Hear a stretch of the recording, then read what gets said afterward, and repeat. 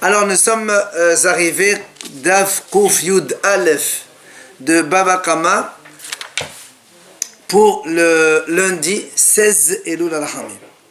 Il nous restait hier donc les 8 dernières lignes de Kouf Yud Amud Bet. Natan et Akesef le Anshe Mishmar. On a vu dans la Mishnah que lorsqu'un homme il a volé un converti et maintenant il a juré, après le converti il est mort, il veut le rendre, donc maintenant la Torah dit qu'il faut rendre l'argent au Kohanim et apporter un korban donc Hacham au Beth Amidash. Alors lui il est parti au Beth Amidash, il a amené l'argent, seulement avant d'amener le korban il est niftar.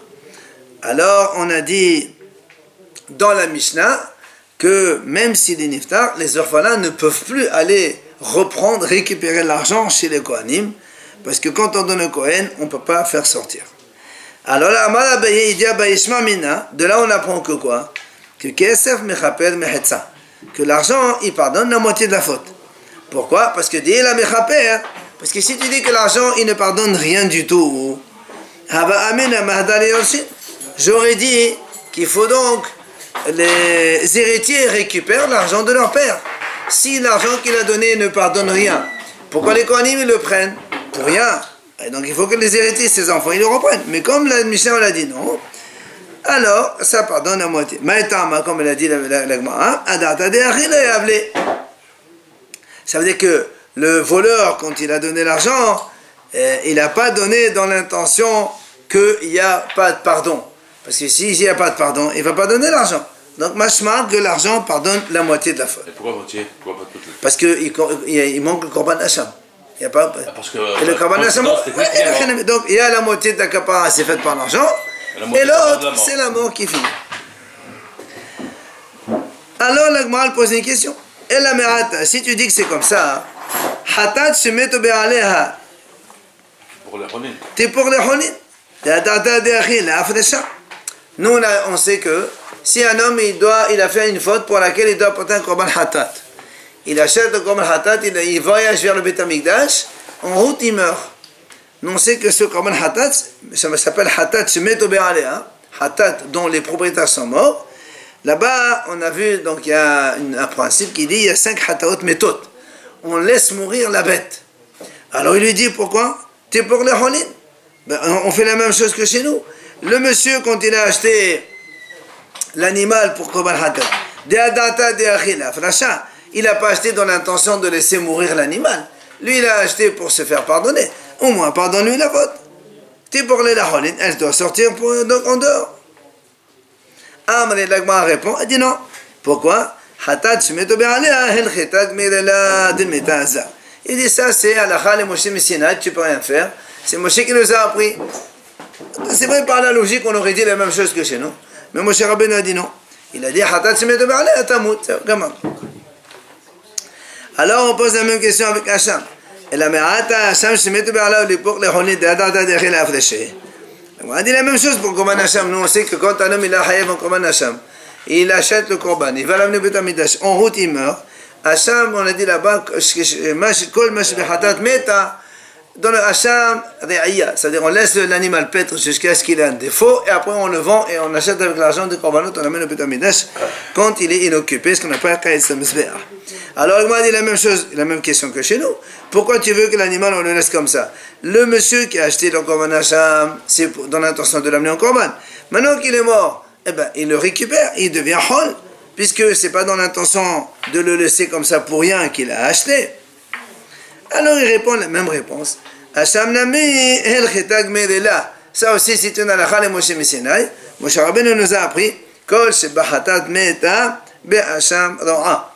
Si dans un cas un korban hatat il meurt l'animal, si c'est un hacham, eh ben, il va paître jusqu'à qu'il ait un défaut et on le vend comme on a expliqué. Maintenant la Gemara elle va encore plus loin. Nous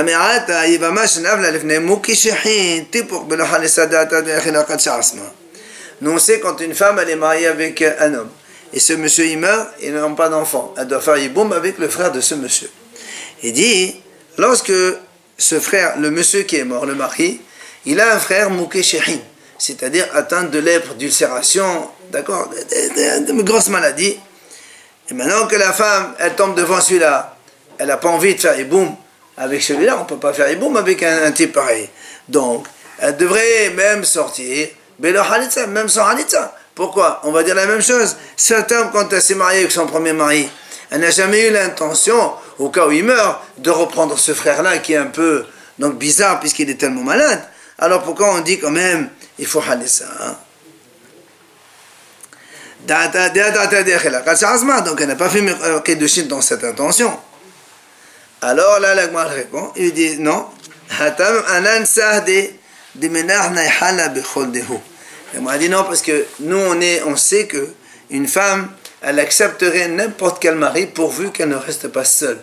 Comme il a dit Rish Lakish, on le sait, ce fameux voilà, dicton.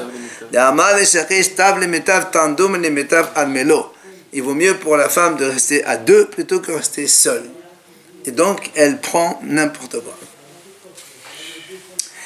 Nathan et Takesef Lihoy arrive. On a vu dans la Mishnah, lorsque le monsieur, il a donné l'argent, donc il n'est pas mort, il est arrivé au Beth Amikdash, il a donné l'argent au premier groupe qui s'appelle Lihoy arrive, et le Korban, il a donné au deuxième groupe, Yedaya. On a dit par exemple, il est arrivé vendredi après-midi, c'est 30 pour le Korban, il a donné l'argent à Lihoy arrive. Le transfert se fait Shabbat. Dimanche, il donne ça au Haïdaya. On a dit ça marche. L'argent avant le Korban, ça marche. Mais pas dans l'autre sens. Tano Rabbanan Chachamim enseigne. Natan Hasham li Hoyarif. Vechesef li Daya. Chachamim disent comme ça. Regardez ce que dit Chachamim. S'il a donné le Korban cette fois-ci à Hoyarif, et l'argent il a donné à Hidaya, ça veut dire qu'il a inversé.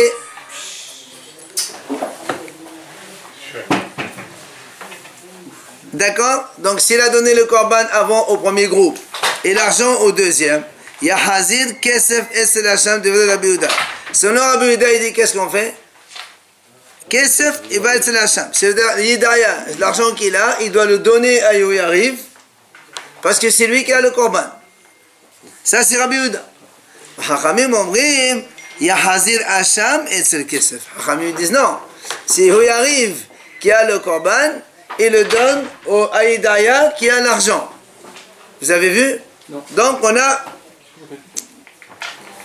Alors il faut suivre. Il faut suivre. On a dit, le monsieur il a donné le korban à Yoyari, premier groupe. Et l'argent à Haïdaya, le deuxième groupe.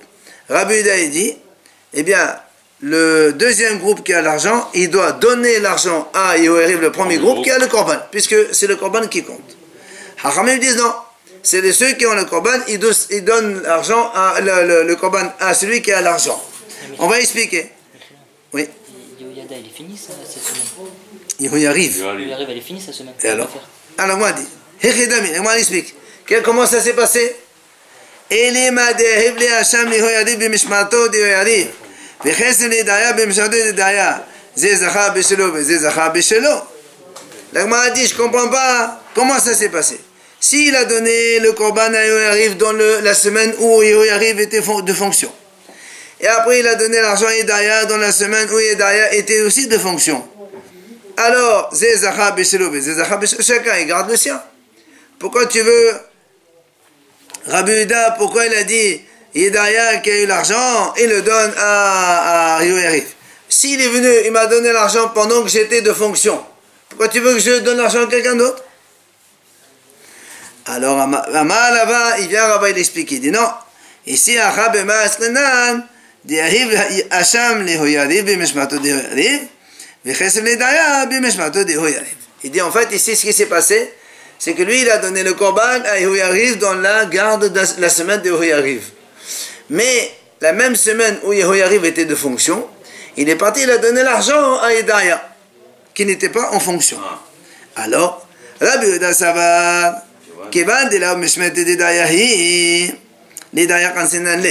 comme c'est pas la semaine de travail de Hidaya, c'est pour ça que Rabbi Yehuda dit on punit Hidaya. Comment tu prends l'argent? C'est pas toi qui es de fonction cette semaine. Donc tu redonnes l'argent à Yehoyariv, car Yahazir Kesef Esel Hacham. Donc c'est logique selon Rabbi Yehuda. Maintenant les Hachamim. Rabbanan Sabri, Hachamim disent non monsieur. Chez le Kadin ou Avoud Beni Yehoyariv de Qibla Hacham et Kesef. Rabbanan Hachamim disent non. Et étant donné que Yehoyariv, ils ont pris le korban avant l'argent, alors que nous on a dit ça marche pas, il faut d'abord l'argent avant le korban. eux-mêmes ils ont commis une faute de prendre le korban avant l'argent, ils y arrivent, alors c'est à eux qu'on va punir et on leur dit voilà, vous donnez le korban à Hidaya pour qu'il le sacrifie. Tania, viens la Braïta nous enseigne. Amar Rabbi, il vient Rabbi, il dit comme ça. Les devenus Rabbi Yehuda, selon Rabbi Yehuda. Donc Rabbi Yehuda, il a dit que c'est l'argent qui va acheter le korban. C'est-à-dire Hidaya, il donne l'argent à Yehoyariv parce que c'était pas sa semaine. Si maintenant, quand ils veulent donner l'argent à Yehoyariv, Yehoyariv, il a déjà fait le korban Hacham. Alors dans ces cas-là, ça ne sert à rien. Il y a Hazol et Avi Hacham, évidemment.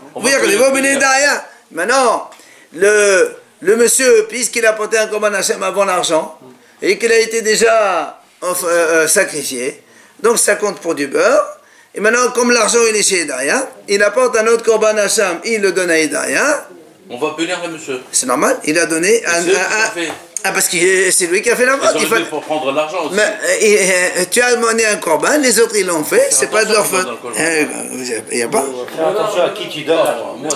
Quoi qu'il en soit, la Gemara dit et la Gemara continue à dire, et ceux-là, c'est-à-dire les enfants, le groupe de Yehoyariv qui ont fait le korban Hacham, ils ont mérité le korban chez eux. Alors la Gemara dit, Amri, c'est le premier qui n'est pas bon. Les Maïhazé, Hacham Pasoulhu, la Gemara dit, mais qu'est-ce qu'ils ont gagné?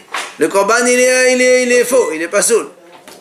Amalava, les oro. C'est vrai, le korban il est pas soul, mais ils peuvent quand même prendre la peau de l'animal, ça ils peuvent en profiter. Le premier groupe, que la peau. La viande elle est pas soul. Tania Amar Rabbi.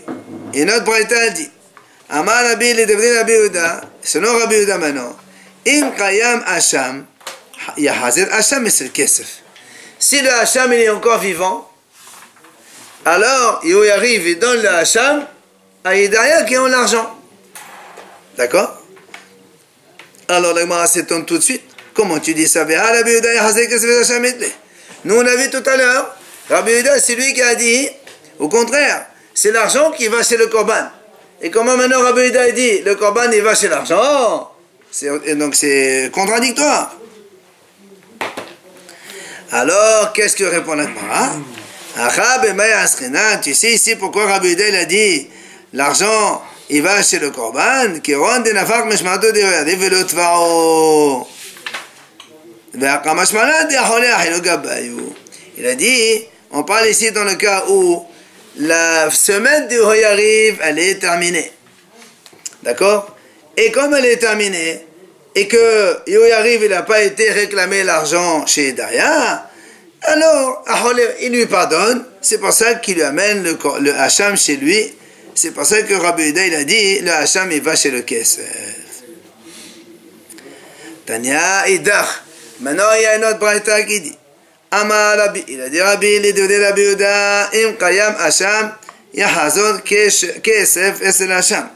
Si le korban est encore là, c'est l'argent qui va aller chez le korban. Donc l'argent qu'il a donné à Hidaya, il va chez le premier groupe Yehoyariv qui ont déjà le korban. Alors nous nous dit Pshita Harit, et c'est ce qu'on a dit dans la Tano Rabban dans la braïta tout à l'heure. Qu'est-ce qu'il va nous enseigner de plus Rabbi? Il dit non. Ici, Rabbi nous enseigne un cas particulier. En fait, il a donné le korban à Yehoyariv. Et il a donné l'argent à Hidaya. Et le Yehoyariv, ils n'ont pas fait le korban. Et la semaine elle est passée de leur travail. Hidaya, il a l'argent et sa semaine aussi elle est passée. Il n'a pas amené le korban non plus. Maintenant, tous les deux, ils ont dépassé leur délai. On est dans d'autres groupes de Kohanim. Alors, qui rendent des affaires mishmartam, c'est ça, des hanudhane. Et donc, personne n'a réclamé quoi que ce soit à l'autre. Alors, on aurait pu penser que l'un pardonne à l'autre. C'est-à-dire que puisque les deux elles sont passées, les deux semaines elles sont passées, donc un il pardonne à l'autre. Nous dit non. Comme ils n'ont pas réclamé l'un l'autre, on revient au statut initial. C'est-à-dire, on attend le tour suivant, et là, et l'argent, il va chez le korban, comme ça, il arrive, il fait son korban normalement. Ça se fait, on amène un korban, on ne le fait pas. Et alors? Alors pourquoi j'amène un korban, il ne me le fait pas? Non, parce que quand il y a beaucoup de korban, on a une semaine pour faire le korban, c'est pas un problème. Alors des fois, il arrive l'après-midi, trop tard, après qu'on a fait le korban tamid, après c'est fini. Le soir. Oui, demain matin. Oui. Il n'a pas fait ça. Ça arrive, des fois il y a un surcharge de travail, on laisse pour le prochain, c'est pas un problème. On a dit dans la Mishnah, celui qui apporte l'argent avant le korban, c'est ça qui est bon. Alors que c'est dans l'autre sens, c'est pas bon. Si on amène le korban avant l'argent, ça c'est pas bon. La dit d'où on apprend cela? Amar Rava, il a dit Rava, tu sais d'où on apprend que l'argent c'est avant le korban? Parce que de Amar Kara, le pasuk qui dit Ha'asham ha'mushav l'Adonai el ha'kohen melevat el ha'kipurim asher chaper bo. C'est marqué. Ha'asham, donc l'argent qu'on doit rendre à Hachem, donc on donne au Kohen, en dehors du bélier du pardon avec lequel il va se faire pardonner. Donc d'abord l'argent et ensuite le bélier. Mikelad de Chesed Bedesha. De là on apprend l'argent en premier, puisqu'il y a marqué, il amène l'argent en dehors du korban qu'il va amener. Alors, Amar Haoum et Rabbanan et Rava, il vient un des Hachamim là-bas, il a dit à Rava, qu'est-ce que tu racontes? Et la Me'at, d'après toi, parce qu'il y a marqué Melevad en dehors d'eux. Alors il y a marqué Melevad en la taboker. En dehors du korban de tamid quotidien du matin, il y a marqué, on fait là-bas korban moussaf. Alors il lui dit, Achinami Miklat de Moussafin Bedesha, ça veut dire quoi? Quand il y a marqué en dehors du korban, on apporte le moussaf d'abord et le korban tamid ensuite, c'est pas possible, non, on sait très bien que tous les matins on fait d'abord le korban tamid, et après s'il y a Rosh Chodesh, Fête ou Shabbat, on apporte le moussaf en second. Et pourtant il y a marqué Melevad aussi, c'est pareil. En mouche, quand il parle de l'argent, c'est s'il a volé? Oui, on parle qu'il a volé un converti, qui n'a pas, donc le converti est mort, il ne peut pas le rembourser. Bien sûr, toujours cette somme d'argent qui est donnée au Kohanim. Pourtant, nous avons une bataille qui dit aucun korban ne peut précéder le sacrifice quotidien du matin. Le Beth Amikdash, il commence la journée avec le sacrifice du matin, pas autre chose. De là, on apprend. Ola, c'est la première. Le korban tamid, c'est qu'un korban. Ola, c'est lui le premier. Donc, comment tu dis que Melevad, ça veut dire après? Amale, il lui répond, Ana, mais il a dit parce que tu n'as pas compris. Toi, tu as cru que moi j'ai appris ça de Melevad. C'est pas de Melevad que j'ai appris. J'ai appris de la suite du passage qui a marqué Yechaper bo. Yechaper, c'est le futur. Il va se faire pardonner après. C'est-à-dire il apporte l'argent en dehors du korban avec lequel il va se faire pardonner. Donc c'est le futur. Ça veut dire que donc, le korban c'est dans le futur. D'abord l'argent en premier et le korban en deuxième. Et donc c'est pour ça qu'il a appris Rava son enseignement. Maintenant, enfin on a dit dans la Mishnah, si quelqu'un n'atteint le taqedan velo n'atteint le tahomesh, on a dit ici maintenant il a donné le ken et il n'a pas donné le homesh. Le homesh, donc, parce que s'il a volé 1000, il doit payer 1250, c'est pas grave. Donc il a donné l'argent après le korban. On peut faire. Pardon, c'est ça. Même s'il n'a pas donné 250, il peut les amener après, c'est pas grave. L'essentiel, c'est le frère. Voilà. Tanu Rabbanan, Hachamim enseigne. Maintenant, d'où on sait, שאם הביא מעילתו ולא הביא אשמו, אשמו ולא הביא מעילתו שלא יצא. Si quelqu'un, nous on sait que quelqu'un qui a profité du Beth Amikdash, il est ce qu'on appelle, il doit payer au Beth Amikdash au capital, plus 25%, donc le cinquième aussi, plus Korban Me'ila. D'accord? Alors il dit, donc c'est ça, il a apporté le Korban Me'ila, mais il n'a pas apporté l'argent. Ou bien le contraire, il a apporté l'argent, mais il n'a pas apporté le Korban Me'ila. Chez le Yatsa, qui n'est pas quitté de ce qu'il doit faire. Talmud Nomad, parce qu'il y a marqué dans le passage, Be'el ha'asham v'nislah lo. Il y a marqué El ha'asham v'nislah lo. El, c'est le korban, le bélier. Ha'asham, on a déjà vu, ça veut dire le capital d'argent. Donc le bélier plus l'argent, v'nislah lo, il sera pardonné. Donc il faut les deux. Maintenant, il m'a dit au minage, d'où on sait que s'il a apporté l'argent avant d'amener le korban, ça, c'est pas bon, on le aide ça. Ça veut dire que quand on est bélier et l'argent qui était déjà avant. Donc d'abord l'argent et ensuite donc le korban.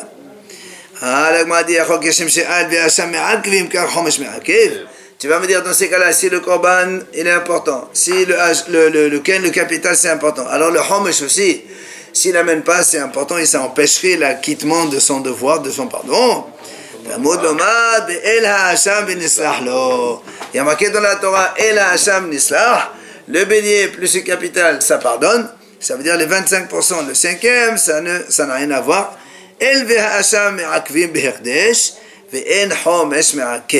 Donc on voit ici dans le pasuk que dans le Hekdesh, c'est quelqu'un qui profite de l'argent du Beth Amikdash ou n'importe quel Kedusha, eh bien le cinquième c'est pas important. Alors il dit dans ces cas-là, nous qu'est-ce qu'on fait? Vilmad Hekdesh mehediot, vehediot mehekdesh. On va apprendre le Hekdesh de l'homme, et l'homme on apprend du Hekdesh. Qu'est-ce qu'on apprend l'un de l'autre? Hekdesh mehediot ma'asham de hatam keren afasham de acha keren.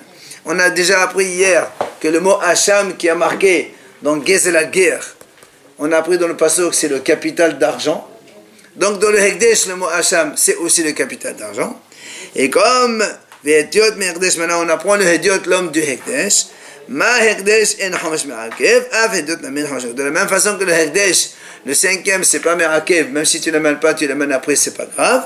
Eh bien chez nous aussi dans Gezel la guerre, les 25% qu'on doit amener, si on ne les a pas amenés, on est quand même acquitté avec le capital et le korban.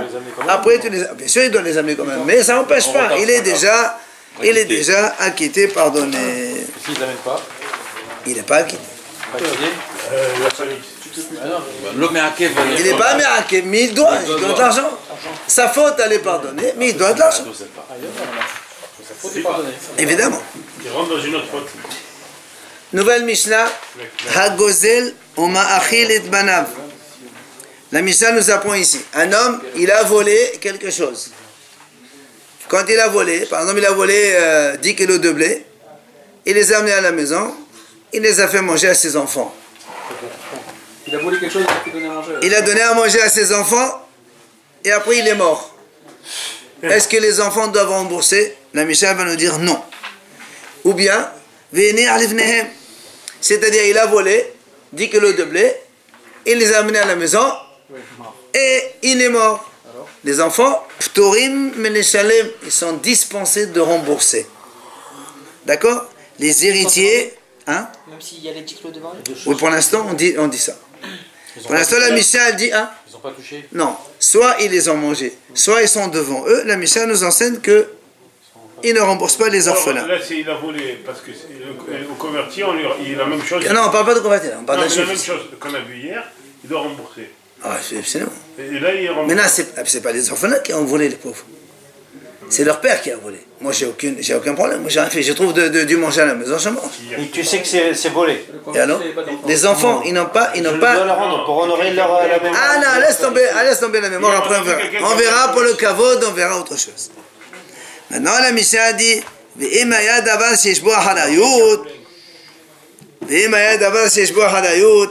Mishnah dit, si maintenant, ce qu'il a volé, c'est quelque chose, c'est-à-dire il y a une garantie, on verra dans la Gemara que signifie cette phrase, ils doivent rembourser.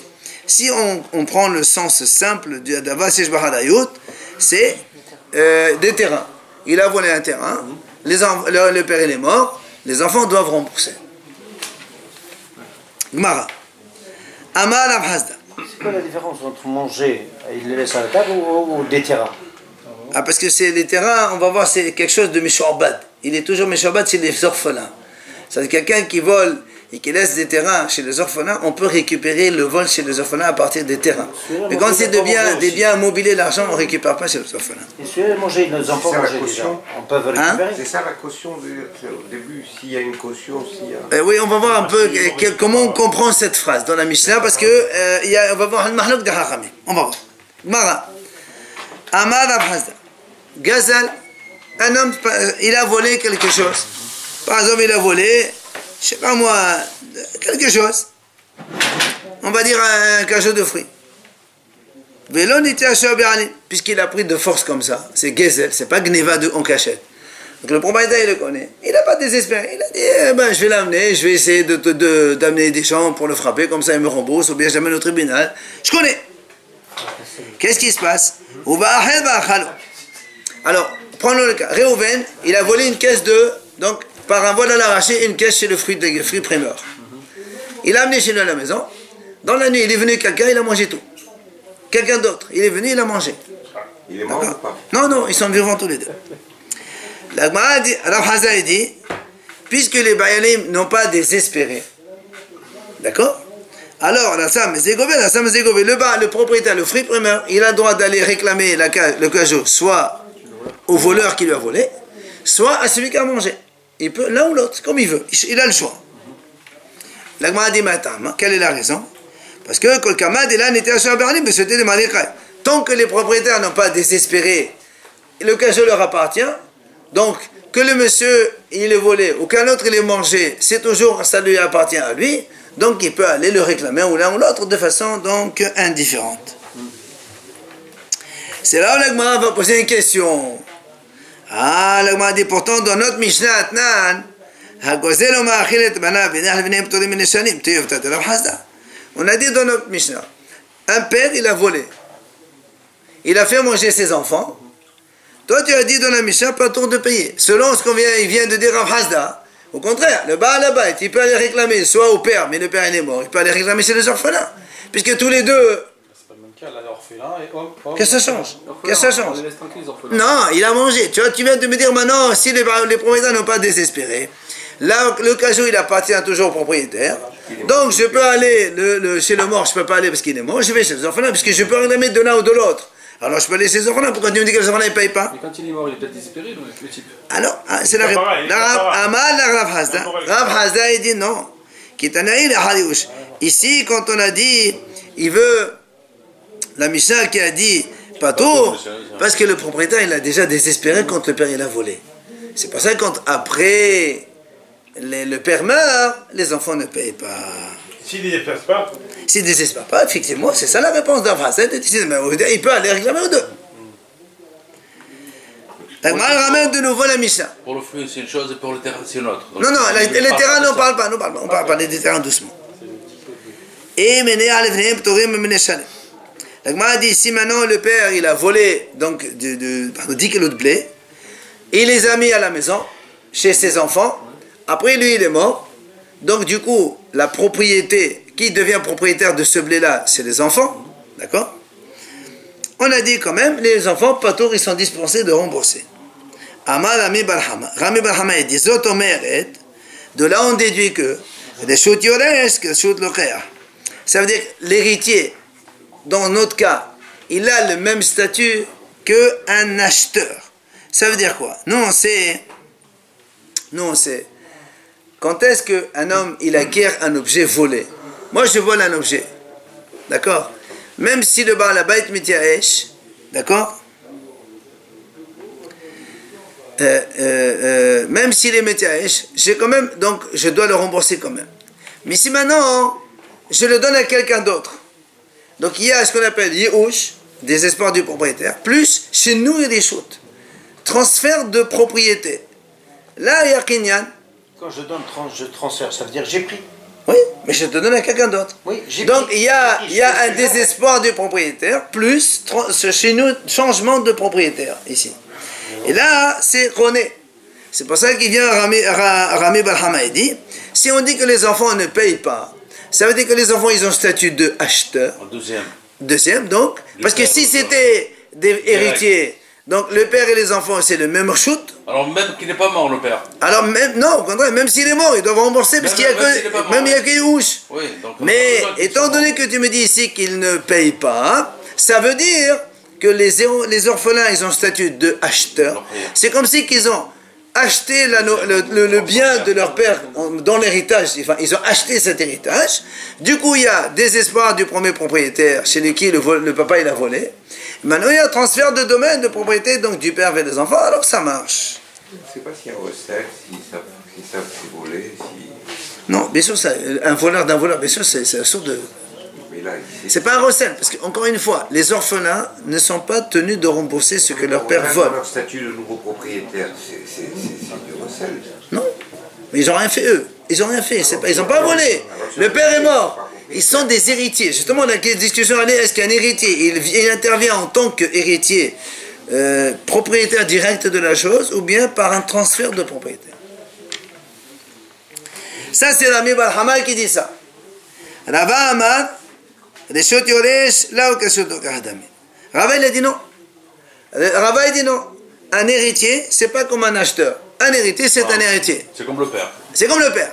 Ah, pourquoi ici, il ne paye pas? Normalement, il doit rembourser. Ouais. Il te dit, ils les ont déjà mangés. On n'a rien à prendre. Mais qu'est-ce que tu veux qu'il paye? La valeur des fruits. La valeur. Ah non, La valeur. ah non. Les orphelins, le papa il a volé, il a donné à manger aux orphelins. Maintenant ils te disent, monsieur, qu'est-ce que tu veux chez moi? Moi j'ai rien fait. Moi. pas que c'était un vol, quoi. Même s'ils savaient, c'est des petits de toute façon, et même s'ils savaient, d'accord? Ça veut dire que s'ils n'ont pas mangé, ils rendent alors. Bah, c'est ce que l'Agma a dit. Donc c'est quand on dit qu'ils les ont mangés, c'est pour ça qu'ils ne remboursent pas. Machma, que s'ils sont encore là, ils doivent rembourser. Attends. Alors l'Agma a dit, attends. L'Agma a dit, regardez ce qu'il y a marqué dans la Sefa. Si quelque chose, c'était quelque chose qui avait une garantie, nous on comprend, ça veut dire quoi? Ça veut dire, Hachamim disent, c'est quoi ça? C'est par exemple un objet. Un objet, une table. Il a volé une table, une bibliothèque, il a volé une veste. Que si les orphelins ils le portent, tout le monde va dire, oh, c'est celui qui a volé le père, c'est celui qui a volé. Donc c'est quelque chose de méprisant.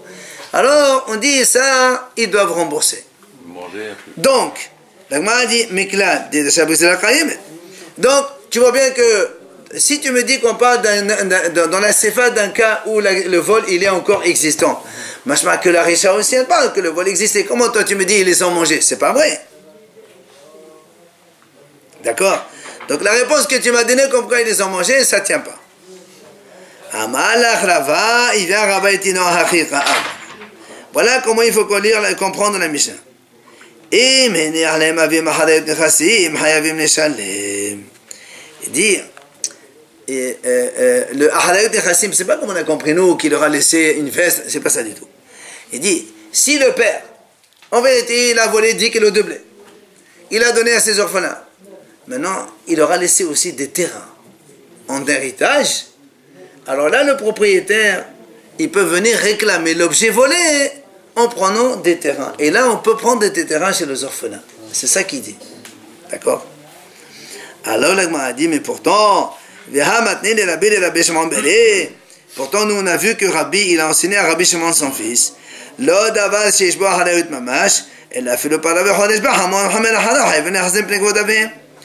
il a dit, pourtant, nous, on a vu que Rabbi, qui a écrit la Mishnah, quand il a enseigné à son fils, il a expliqué cette phrase, c'est pas des terrains comme on vient de comprendre nous maintenant. Il a dit non, même une vache, un âne, tout ça ils doivent rendre. Pourquoi? Parce que c'est des choses visibles que les gens ils vont voir quand leur père il meurt et les enfants ils sont encore avec la vache, avec l'âne. Ils disent, oh, c'est la vache que leur père il a volée, c'est honteux, Arshoma. Donc tu vois bien qu'on parle pas de terrain ici. Et là, c'est pour ça que Rava il reprend. Il dit, qui shachivna? Rava il dit, quand lui il va mourir, il va quitter ce monde. Rabbi Ushaya nafiq levati. C'est Rabbi Ushaya qui va m'accueillir dans le monde futur. Pourquoi?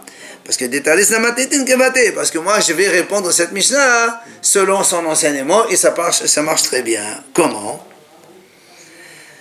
Détani Rabbi Ushaya. Rabbi Ushaya dit comme ça. Voilà comment il faut comprendre notre Mishnah.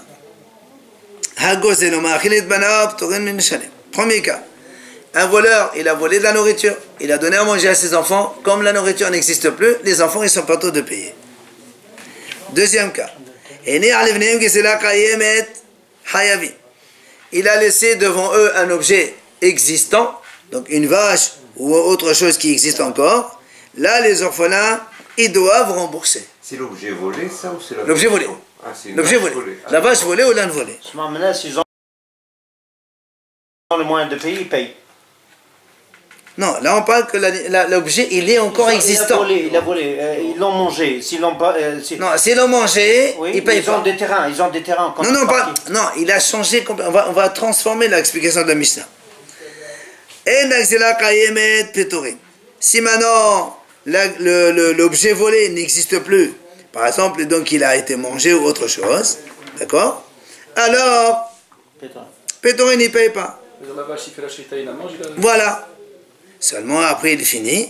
Si maintenant leur père il leur a laissé des terrains en tant que garantie, alors là, s'ils ont mangé la vache, le propriétaire il va se rattraper C'est sur, plus visible. voilà, sur les d'accord, terrains. d'accord. Voilà donc comment on a concilié notre Mishnah, il n'y a pas de problème. Bien sûr, père. Alors, Amar mort, la Gemara dit attends, selon ce qu'on vient d'expliquer maintenant, on a dit que si les orphelins ils ont mangé la vache, ils ne sont pas trop de rembourser. Alors il dit comment? Alors, comment? Est-ce que ça va être une objection contre Rav Hazda? Pourquoi? Rav Hazda, qu'est-ce qu'il a dit? Il a dit que si le monsieur il a volé quelque chose et le propriétaire n'a pas désespéré, il est venu quelqu'un d'autre, il a mangé, il peut le réclamer à l'un ou à l'autre. Alors pourquoi ici tu me dis que c'est pas tout? Il te répond la même chose qu'on a répondu tout à l'heure. Ici on parle qu'il n'y a plus Ahaliouch. Le propriétaire il a déjà désespéré contre le père, il a volé. Du coup après quand les enfants ils prennent, c'est terminé. Maintenant à Marmon, la même chose, il dit, dans ta réponse tu viens de me dire, on a dit si la vache par contre elle est vivante, les orphelins ils doivent rembourser. Alors la Gemara dit comment? Alors ça va être une objection contre Rami Barhama. Pourquoi? Rami Barhama, qu'est-ce qu'il a dit tout à l'heure? Il a dit c'est-à-dire les héritiers ils ont fonction de acheteurs. Donc quand leur père il a volé la vache et qu'il est mort, il y a Yéhouch du premier plus transfert de propriété du père vers les enfants, du coup il n'y a plus donc rendre. Parce qu'il y a Yéhouch plus changement de propriété, on n'est plus obligé de rendre. Alors comment toi tu me dis ici qu'il faut rendre? Il y a Yéhouch plus Sheni Reshut. Amalach Rami Barhama, il te dit non, il répond Kitanahi Levni Yéhouch. On m'a dit non, là-bas il s'agit qu'on n'a pas, le propriétaire n'a pas encore désespéré.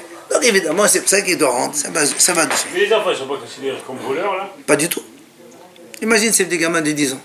Qu'est-ce que tu fais?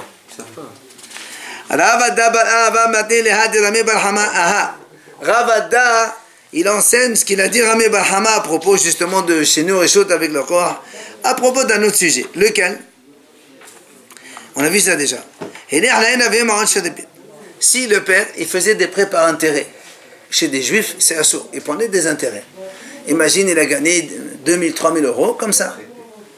Prêté par intérêt, il a gardé les intérêts chez lui. Il est mort. Donc là, les enfants, les orphelins, ils ont hérité d'une somme dans laquelle il y a là-bas du rébit. D'accord? Normalement, le rébit, si c'est le père, il doit le rembourser. Alors il dit, les enfants maintenant, même si ça, les enfants, que l'argent, il contient du rébit, ils ne sont pas obligés de rembourser. Ah, pourquoi? De là on déduit, Rami Barhama il dit, donc là aussi, on déduit la même chose, puisque le père il a volé, donc l'autre il a désespéré. Maintenant que tu me dis qu'eux ils ne remboursent pas, machma que les héritiers ils ont statut d'acheteur, il y a donc désespoir du premier, plus transfert de propriété donc du père vers les enfants qui sont ses héritiers, alors on ne rembourse pas. C'est pour cette raison. Hein? Et ça, qu'est-ce que ça change? Il n'y a pas de désespoir pour le rébit. Ils ont accepté. Au contraire, donc raison de plus que l'autre, il a désespéré, il n'a jamais pensé les reprendre. Là-bas, Amar Rabba dit non. Là où Rabba te dit non, moi je peux te dire que leur joute, les héritiers n'ont pas le statut d'acheteur. Donc ils ont comme leur père. Alors pourquoi ils ne remboursent pas? Si c'est comme leur père, il n'y a que Yéhouch, il faut qu'ils remboursent. Il dit non. Tu sais pourquoi ils ne remboursent pas? Il dit c'est différent ici. Le pasuk qui dit comme ça. À propos du rébit. Ne prends pas chez lui, chez les juifs donc comme toi, des intérêts. Le pasuk qui dit là-bas la suite. Ton frère il doit vivre avec toi. C'est ça la fin du pasuk. Quand il ne fait pas de l'intérêt pour que ton frère il puisse vivre avec toi. Alors la Gemara dit donc rends-lui l'argent à ton frère, comme ça il peut vivre. Alors il te dit Rava, quand la Torah elle a dit il faut rendre l'intérêt à celui de qui tu as appris pour qu'il puisse vivre. La Torah s'adresse à qui? À celui qui a prêté par intérêt. Donc le père.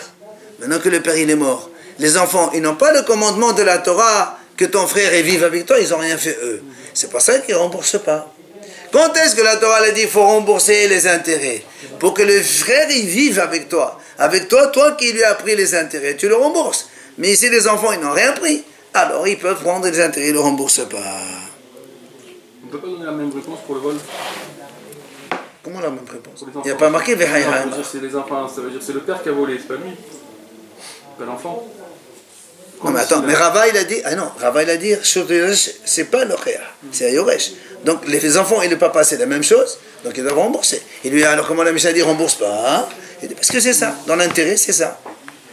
Alors Ma dit comme ça, Ma dit maintenant Abraïta, celui qui a dit tout à l'heure que l'enseignement donc sur la Braïta donc chez nous ici, à propos des intérêts, comme quoi les Yorshim n'ont pas, Rami Bahama a dit, les Yorshim, ils ont le même statut que leur, Rava il a dit, Rava, c'est ça. Donc Rava qui a dit que les héritiers n'ont pas le statut d'acheteur, ici chez nous, il a donné une autre raison, dans la Braïta, d'accord? Une autre raison pourquoi ils ne remboursent pas les intérêts, parce que, a fortiori, dans notre Mishnah, que pourquoi, dans notre Mishnah, pourquoi ils ne remboursent pas? Parce que le Rava, il a dit, justement, pourquoi ils ne remboursent pas? Parce que l'objet n'est plus ici. D'accord? Donc, celui qui est maintenant à Braïta, a fortiori de Mishnah. Donc, celui qui a dit,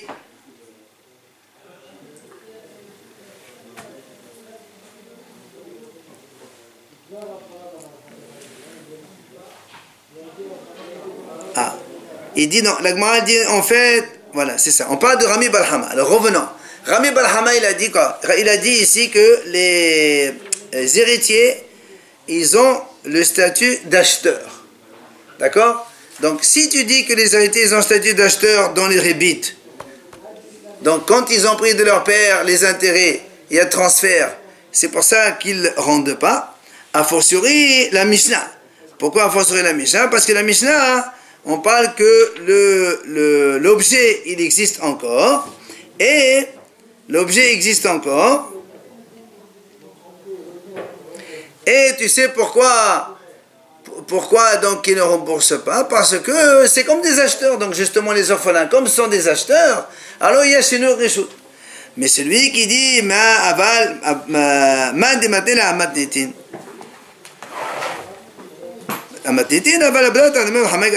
donc, mais celui qui a dit ça sur la Mishnah, comme quoi les héritiers ils ont le statut d'acheteur, donc c'est pour ça que dans notre Mishnah on a dit ils ne remboursent pas, il peut t'aider que dans la Braïta, il pense comme Rava que c'est pas vrai, que pourquoi ils ne remboursent pas les rébites, c'est pas parce qu'ils n'ont pas le statut d'acheteur, mais tout simplement parce que justement l'argument de Rava qui a dit à cause du passou, qui a dit ton frère doit vivre avec toi, et ici c'est pas lui, donc c'est pas son frère, c'est pour ça qu'ils ne remboursent pas. Donc la raison elle est différente dans l'autre sens. Ok?